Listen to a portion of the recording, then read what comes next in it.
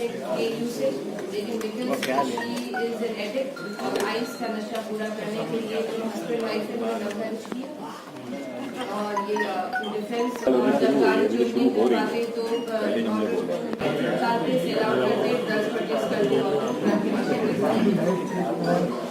अभी हमसे उसकी ओरिजिनल नंबर प्लेट किसी गाड़ी से अलाउ की थी, बैटरी भी मुकदमा दर्ज हुआ है। इस लड़की के पास से हमें पिस्टल और 2 लाइव बुलेट्स। लड़की का नाम क्या है? लड़के के पास नाम है दुबई।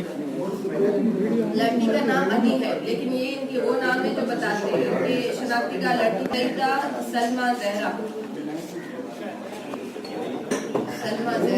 लड़के का एक नाम अली है, एक शोएब है, एक निशान है, 3 नाम।